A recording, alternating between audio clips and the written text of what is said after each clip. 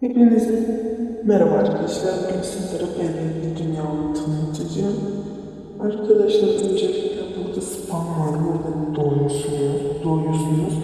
Burada işte en sandıklar var. Üsttekiler çalışıyor, alttakiler çalışmıyor. Sandıklar falan var. Çöpünüzü falan koyabiliyorsunuz. Burada haritayı yapıyorsunuz. Saçma ama burada ne bileyim asla ölmeyen bir tane zombi var. Onunla PvP yapıyorsunuz.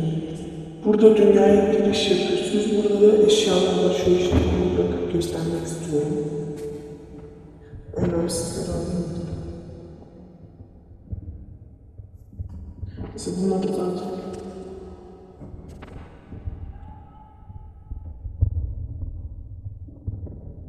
Evet,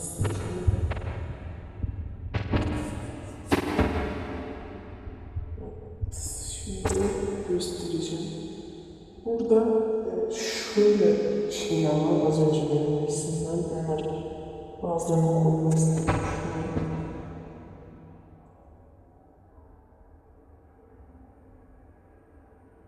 Tamam.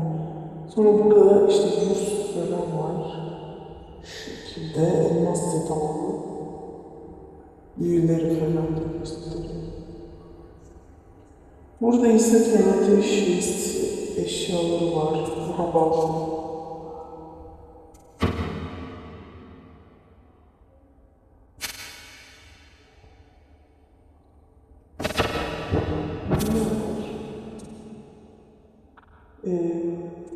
Şimdi dünyaya geliyorum.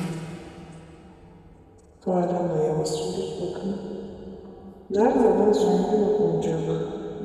Buradan yok galiba. Evet arkadaşlar az önce bir hata oldu. Şimdi dünyayı temizledim. Nerede o şeyse buna bastırıyorum. Dünya. Ay dur eşyalarımı alıyorum. Evet eşyalarımı aldım. Şimdi tuvaletine basacağım. Tekrar göstereceğim ama sabah olduğu için ölmüştüm. Allah Allah niye yok ya? Bir dakika arkadaşlar.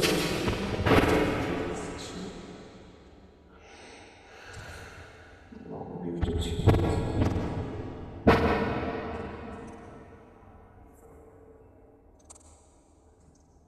Akşam mı?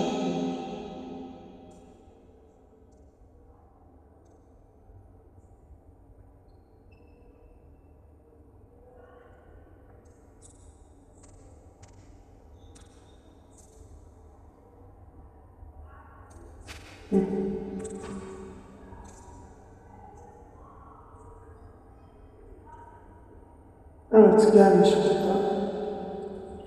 Şimdi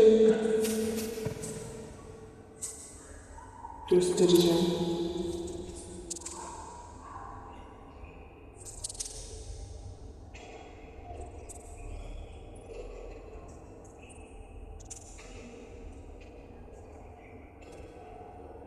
Ay bir dakika benim yok ya.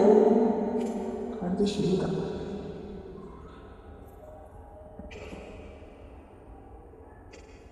Ay gürs kullanılmıyor. Ha kullanılıyor. Ya bir dur. Ya, çok karışık.